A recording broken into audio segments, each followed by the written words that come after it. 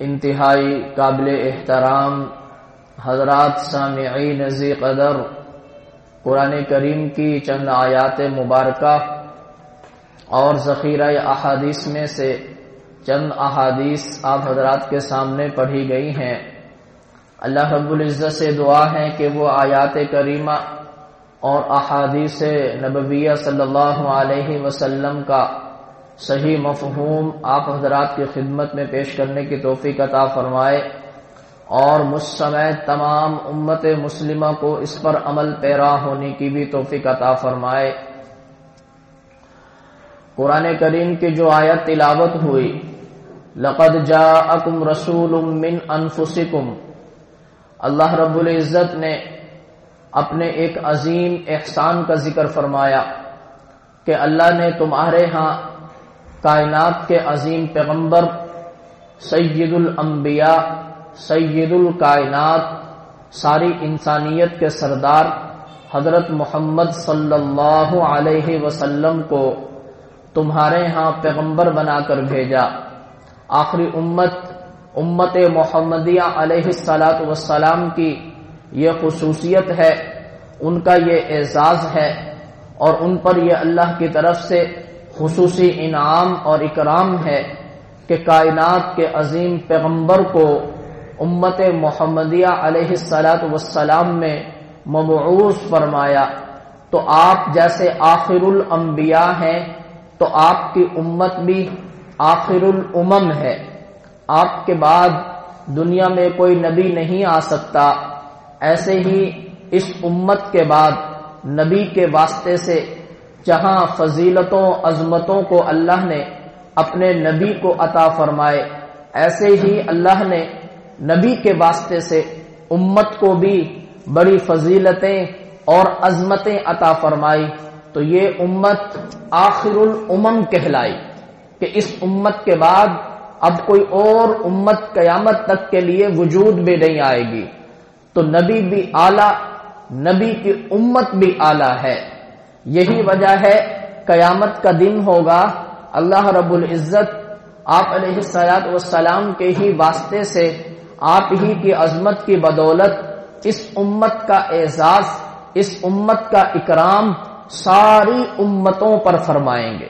ساری امتیں مشاہدہ کر لیں گی کہ یہ امت بڑی فضیلت والی تھی، بڑی عظمتوں والی تھی، بڑا اس کا اکرام کیا گیا۔ تو جنت کا دروازہ ہر امت کے لیے بند ہوگا۔ کسی امتی کو کسی بھی سابقہ امتوں میں سے اس بات کی اجازت نہیں ہوگی کہ وہ جنت میں داخل ہو جب تک کہ امت محمدیہ علیہ السلام جنت میں داخل ہو جائے۔ اس امت کے داخل ہونے کے بعد اللہ رب العزت اور امتوں کو بھی جنت میں داخل ہونے کی اجازت مرحمت فرمائیں گے۔ تو یہ عزت، یہ مقام اور یہ مرتبہ جناب نبی کریم صلی اللہ علیہ وسلم کی برکت سے اللہ پاک نے عطا فرمایا ہے۔ تو ہمیں اس پر اللہ کا شکر ادا کرنا چاہیے کہ اللہ رب العزت نے ہمیں حضور علیہ السلام کی امت میں پیدا فرمایا ہے۔ یہ بہت بڑا احسان ہے، بہت بڑا کرم ہے۔ یہ مرنے کے بعد، آنکھیں بند ہونے کے بعد پھر انسان مسلمان امت محمدیہ کو پتہ چلے گا کہ کتنی عزت تھی، کتنا اس کا اکرام تھا، کتنا اس کا مرتبہ تھا۔ اب تو دنیا کی محبت نے ہمیں غافل کر دیا ہے، دنیا کی چیزوں نے ہمیں اس بات کی طرف توجہ کرنے کی مہلت ہی نہ دی کہ ہمیں کتنی بڑی عزت دی گئی ہے، کتنا بڑا مقام دیا گیا ہے۔ تو اللہ نے احسان ذکر فرمائے، لقد جاءکم رسول من انفسکم، کہ وہ پیغمبر جو مکہ المکرمہ میں تشریف لائے، آپ کی پیدائش مکہ میں ہوئی اور آپ کی ہجرت مدینہ طیبہ کی جانب ہوئی۔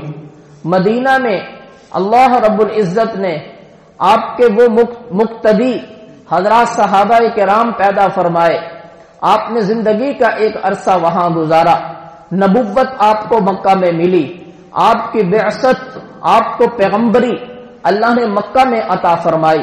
لقد جاءکم رسول من انفسکم، خاندان میرے نبی کا وہ مکہ المکرمہ میں رہنے والا تھا، آپ کا نسب وہی مکہ والوں سے جڑتا تھا۔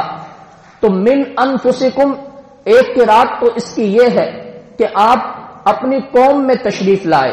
آپ کی قوم وہ قریش تھی، خاندان آپ کا قریش تھا، آپ انہی میں تشریف لائے، لیکن آپ کی بعثت ساری کائنات کے لیے تھی.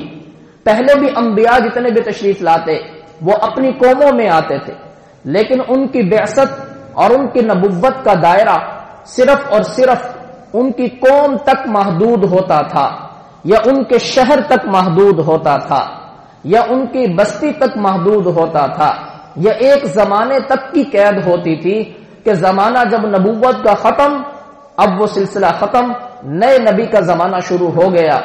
ایسے ہی ایک علاقے تک محدود، دوسرے علاقے میں وہ نبی نہیں جاتے، اس علاقے کے لیے پھر دوسرے نبی تشریف لاتے تھے. لیکن آپ علیہ الصلوۃ والسلام اگرچہ پیدا مکہ میں ہوئے اور آپ کو بعثت مکہ میں ملی، آپ کو پیغمبری اللہ نے مکہ میں عطا فرمائی، لیکن آپ کی یہ نبوت عالمگیر تھی، ساری کائنات کے لیے تھی، جن و انس کے لیے، اور جتنے بر و بحر اور جبل اور ذرہ کائنات جتنی بھی چیزیں ہیں، آپ کی نبوت کا اثر ساری کائنات کی ہر چیز پر پڑا ہے. صرف اور صرف انسانوں ہی کے نبی نہیں، آپ جنات کے بھی نبی ہیں. صرف اپنے زمانے کے انسانوں کے نبی نہیں، بلکہ اپنے زمانے کے بعد جتنے انسان قیامت تک کے لیے آئیں گے، آپ کی نبوت ان سب کے لیے ہوگی.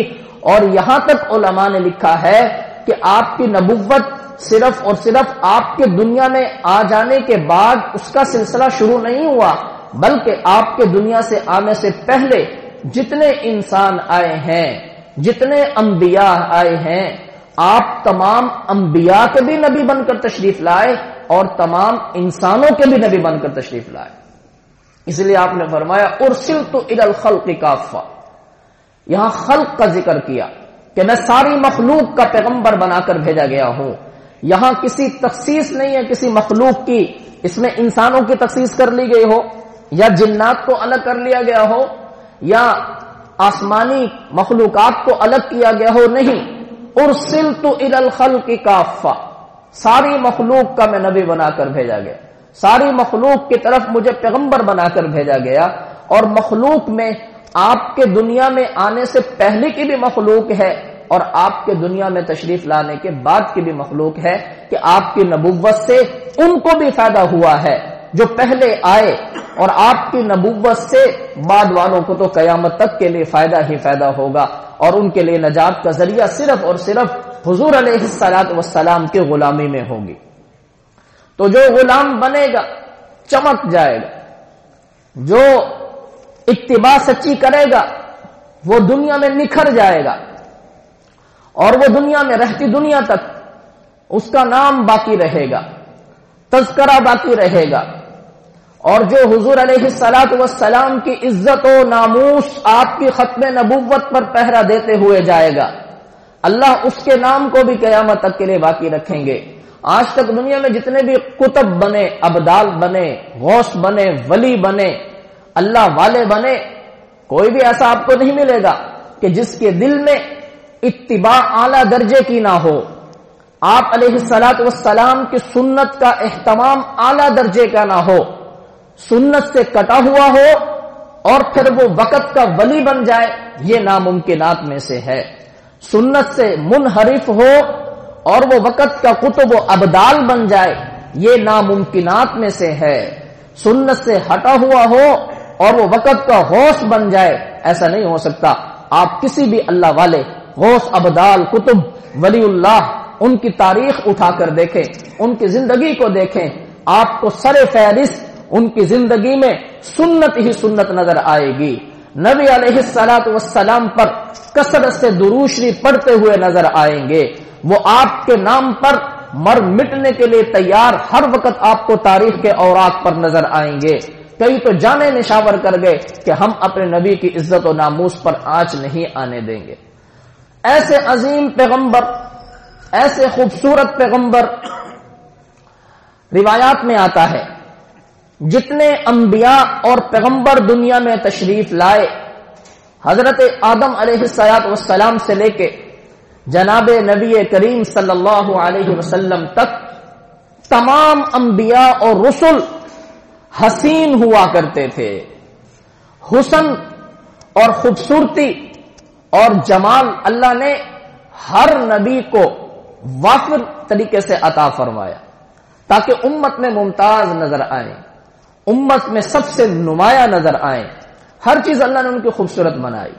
بدصورت بدنما نبی نہیں ہو سکتا، شکل کا بگڑا ہوا وہ نبی نہیں ہو سکتا. نبی تو وہ ہیں جو صاف ستھری طبیعت، جن کا اندر بھی صاف ستھرا باہر بھی صاف ستھرا اور خوبصورت. سب سے زیادہ اللہ رب العزت نے ساری کائنات میں ہمارے نبی صلی اللہ علیہ وسلم کو حسین بنایا. آپ سے بڑھ کر دنیا میں کوئی حسین نہیں، آپ سے بڑھ کر دنیا میں کسی کو اللہ نے اس قدر جمال نہیں عطا کیا. حضرت سیدنا یوسف علیہ السلام کو اللہ نے حسن عطا کیا، ان کو بھی حسن کا ایک اعلیٰ درجہ دیا. جب وہ مصر کے بازاروں میں چلتے تھے تو ان کے حسن اور ان کے جمال کی نورانیت مصر کے در و دیوار پر نظر آیا کرتی تھی. یہ روایات میں آتا ہے. آپ معراج میں تشریف لے گئے تو وہاں حضرت یوسف علیہ السلام سے جب ملاقات ہوئی تو آپ نے فرمایا حضرت یوسف علیہ السلام کو، میرے بھائی کو اللہ رب العزت نے حسن کا آدھا حصہ عطا فرمایا تھا، حسن کا آدھا حصہ عطا کیا. یہ ایک الگ بحث ہے، پھر کسی موقع پر اس پر تفصیل سے ذکر کیا جائے گا کہ آپ علیہ السلام اور حضرت سیدنا یوسف علیہ السلام کے حسن کے مابین کیا فرق تھا، کیا امتیاز تھا. تو اللہ تعالیٰ نے جناب نبی کریم صلی اللہ علیہ وسلم کو سب سے حسین بنایا. اس لیے قرآن کریم کی اس آیت مبارکہ میں لقد جاءکم رسول من انفسکم، ایک قرات تو من انفسکم ہے اور ایک قرات لقد جاءکم رسول من انفسکم، تم میں سے سب سے زیادہ نفیس، تم میں سے سب سے زیادہ پاکیزہ طبیعت والے، تم میں سے سب سے زیادہ خوبصورت، سب سے زیادہ بڑے دل والے، سب سے زیادہ اپنی طبیعت کے اعتبار سے نرم، اجود الناس صدرا، اپنے دل کے اعتبار سے سب سے زیادہ سخی، اور وَأَلْيَنُهُمْ عَرِيقًا، اور اپنی طبیعت کے اعتبار سے سب سے زیادہ نرم مزاج، اور وَأَصْدَقُ النَّاسِ اللَّهْجَةً، اپنی گفتگو اپنے کلام کے اعتبار سے سب سے زیادہ سچے، وَأَكْرَمُهُمْ عَشِيرًا، اپنے خاندان اور اپنے شرافت نسب کے اعتبار سے سب سے زیادہ قابل تعظیم قابل تکریم جناب نبی کریم صلی اللہ علیہ وسلم کی ذات بابرکت تھی. تو سب سے زیادہ حسین اللہ نے حضور علیہ السلام کو بنایا ہے. دنیا میں آپ کو بہت سارے لوگ حسین ملیں گے، آپ کہیں گے کہ وہ بھی تو حسین ہیں، رنگ کے اعتبار سے بڑا خوبصورت ان کا رنگ ہے، آنکھیں ان کی خوبصورت ہیں، لیکن یاد رکھیں دنیا میں کوئی انسان ایسا نہیں ہو سکتا کہ جس میں ساری صفات مکمل طور پر پائی جائیں، ساری صفات علی وجہ الاتم اس میں موجود ہوں. ایک شخص رنگ کے اعتبار سے بڑا خوبصورت ہے لیکن کہیں نہ کہیں جسم میں دوسرا عیب موجود ہے، وہ شخص دیکھ کر کہے گا رنگ کے اعتبار سے تو بڑا خوبصورت ہے لیکن یہ چیز عیب والی ہے، فلاں اس کا ہاتھ ایسا ہے، اس کی انگلیاں ایسی ہیں، اس میں یہ عیب ضرور پایا جاتا ہے، آنکھیں اس کی چھوٹی بڑی ہیں، رنگ خوبصورت ہے، خوبصورتی ہے، سب متاثر ہوتے ہیں، لیکن اس کی آنکھوں میں کمزوری ہے یا اس کے کان چھوٹے بڑے ہیں. کہیں نہ کہیں کوئی نہ کوئی ضرور اس میں کوئی نہ کوئی شخص یہ کہہ سکتا ہے کہ یہ شخص اپنے جسم کے اعتبار سے فلاں جگہ عیب دار ہے، لہذا وہ اپنے ان صفات میں نامکمل ہوا. یا جسم کی ساری صفات میں مکمل ہو، کہیں بھی کوئی عیب نہیں ہے لیکن دل کے اعتبار سے عیب ہے، دل میں اس کے یا تو کفر ہے یا اس کے اندر بغض ہے، عداوتیں ہیں، یا اس کے اخلاق رذیلہ اس کے اندر پائے جاتے ہیں، تب بھی وہ انسان اپنی صفات کے اعتبار سے نامکمل ہوا. کائنات میں ایک ہستی ایسی اللہ رب العزت نے بنائی ہے کہ اللہ رب العزت نے ظاہری جتنی صفات تھیں ساری صفات علی وجہ الاتم ان میں جمع فرمائی، اور باطنی جتنی بھی صفات تھی اللہ رب العزت نے وہ سب کے سب ان میں جمع فرمائی، اور وہ ہے جناب نبی کریم صلی اللہ علیہ وسلم کی ذات۔ دنیا میں کوئی شخص عیب نہیں نکال سکتا، نہ باطن کے اعتبار سے نہ ظاہر کے اعتبار سے، ظاہر بھی صاف ستھرا، باطن بھی صاف ستھرا۔ حضرات صحابہ کرام کا امت پر یہ احسان عظیم ہے کہ انہوں نے جناب نبی کریم صلی اللہ علیہ وسلم کے حسن اور جمال کا کچھ خاکہ امت کے سامنے پیش کیا ہے۔ علامہ قرطبی رحمت اللہ علیہ فرماتے ہیں کہ اللہ رب العزت نے آپ علیہ السلام کے تمام حسن و جمال کو ظاہر نہیں کیا، مخفی رکھا۔ جو ظاہر ہوا وہ اتنا متاثر کن تھا، لوگوں کی زندگیاں صرف دیکھنے سے تبدیل ہو جایا کرتی تھی۔ جو جڑ جاتا تھا، جو عاشق بنتا تھا، وہ لوگوں کو متاثر کرتا تھا اپنی زبان کے اعتبار سے، اپنے چہرے کے اعتبار سے، خوبصورتی کے اعتبار سے۔ تو اللہ رب العزت نے آپ علیہ السلام کو جامع الصفات شخصیت بنایا ہے۔ جو صفات آپ میں جمع کی ہیں وہ اللہ رب العزت نے کسی میں جمع نہیں فرمائی۔ تو وہ فرماتے ہیں سارے حسن و جمال کو ظاہر نہیں کیا گیا۔ اگر اللہ حضور علیہ السلام کے ساری صفات کو ظاہر فرما دیتے، سارے حسن و جمال کو ظاہر فرما دیتے، تو کسی شخص میں اتنی طاقت نہ تھی کہ وہ حضور علیہ السلام کے حسن و جمال کا مکمل طور پر دیدار کر سکے، اتنی طاقت اس میں پیدا نہ ہوتی۔ علامہ قرطبی رحمت اللہ علیہ کا یہ فرمان ہے۔ تو یہ صحابہ کرام نے جمع فرمایا کہ ہمارے نبی کیسے تھے، حسن و جمال کیسا تھا۔ جہاں علوم و معارف آپ پر وہی اتری، صحابہ کرام نے اس کو محفوظ فرمایا۔ آپ کی زبان سے جو پاکیزہ الفاظ نکلے، جو آپ کی زبان سے ہدایات اور تعلیمات آپ نے ارشاد فرمائی، امت تک وہ صحابہ کرام نے اس کی تبلیغ فرمائی۔ یہ آپ کے اندرونی صفات ہیں، علوم معارف، آپ کی صفات اندر کی صفات تھی، وہ صحابہ نے محفوظ کی اور امت تک پہنچائی، اور آج تذکرہ ہو رہا ہے اور ہم اور آپ انہی کو ذکر کر کے جی رہے ہیں دنیا کے اندر۔ اور دوسرا یہ بھی احسان فرمایا، ہمارے نبی کی جو ظاہری صفات تھی، جسم کی صفات تھی، جو جمال تھا، وہ بھی امت تک پہنچایا، اور اس میں بھی احسان عظیم فرمایا۔ حضرات صحابہ کرام کے مختلف احادیثیں ہیں، مختلف حضرات صحابہ کرام سے فرماتے ہیں لم یکن نبی صلی اللہ علیہ وسلم بالطویل البائن ولا بالقصیر ولا بالابیض الامحق ولا بالآدم ولا بالجعد القطب ولا بالصب واسع الجبین اقنى الارنین له نور يعلوه يحسده من لم يتأمله اشم قص اللحیہ سهل الخدین والقدمین۔ اللہ اکبر، کیا خوبصورت الفاظ ہیں اور کیا خوبصورت تعبیر ہے حضرات صحابہ کرام کی کہ وہ کیسے حسن و جمال کا نقشہ بیان فرما رہے ہیں کہ ہمارے نبی علیہ السلام اپنے قد کے اعتبار سے لیس بالطویل البائن، بہت زیادہ لمبے نہ تھے۔ لمبا بہت زیادہ ہونا یہ حسن و جمال کو ختم کر دیتا ہے، اور ولا بالقصیر، بہت زیادہ چھوٹے قد کے بھی نہ تھے، بلکہ کان ربعۃ من القوم، آپ کا قد مبارک اعتدال کے ساتھ درمیانہ تھا، آپ میانہ قد والے تھے، اور شسن الکفین والقدمین، آپ کے ہتھیلیاں، ہاتھ کی ہتھیلیاں پرگوشت تھیں، آپ کے پاؤں کے تلوے وہ بھی پرگوشت تھے۔ کیوں؟ اس لیے لکھا ہے کہ یہ مردوں میں بہت اچھی صفت ہے، جس مرد کے ہاتھوں کے گوشت پر ہوں، ہاتھ کمزور ہوں تو یہ خوبصورتی کے منافی ہے، ہاتھوں کی ہتھیلیاں پرگوشت ہوں تو مرد کے اندر یہ عمدہ صفت ہے، مرد کے اندر یہ قابل تعریف صفت ہے۔ پاؤں کے تلوے پرگوشت ہوں، ایک ہے پاؤں بالکل خشک، پاؤں جو ہے وہ بالکل ایسے ہیں سوکھے ہوئے، تو وہ تو خوبصورتی کے منافی ہے۔ فرمایا کہ نہیں، شسن الکفین والقدمین، ہاتھ کی دونوں ہتھیلیاں اور پاؤں کے دونوں تلوے یہ پرگوشت تھے کہ اعلیٰ درجے کی صفت مرد میں ہوتی ہے۔ اللہ نے ہمارے نبی علیہ السلام کو اس صفت سے نوازا تھا، حضرات صحابہ کرام نے یہ بھی امت تک پہنچایا۔ اور آپ کے جسم کا رنگ مبارک، آپ بالکل سفید، حضرات صحابہ فرماتے ہیں جیسے چونا ہوتا ہے ایسے نہ، ولا بالابیض، بلکہ آپ علیہ السلام ابیض مشرب، کہ ایسا سفیدی جس کے اندر سرخی ملی ہوئی ہو، ایسی سفیدی جو سرخی مائل ہو، یہ خوبصورتی میں اضافہ کرتی ہے۔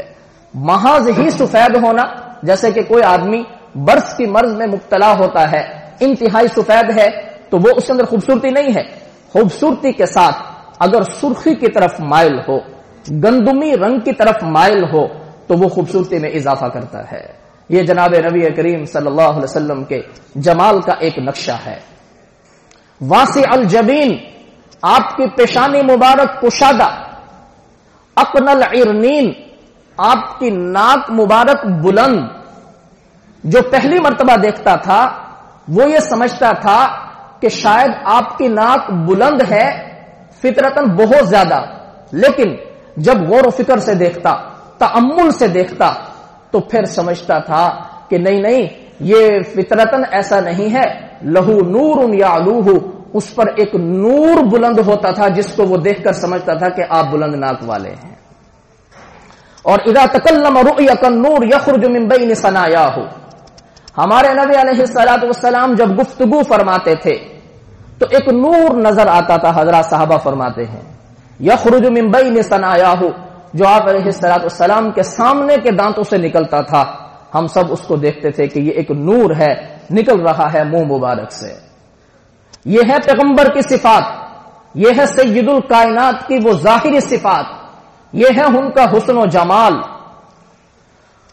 اور چال ڈھال ساری دنیا سے مختلف، اذا مشى تکفأ کأنما ينحت فی سبب، جب آپ چلتے تھے تو آپ کی چال انتہائی عاجزانہ، ایسے عاجز بن کر، متکبرانہ چال نہیں۔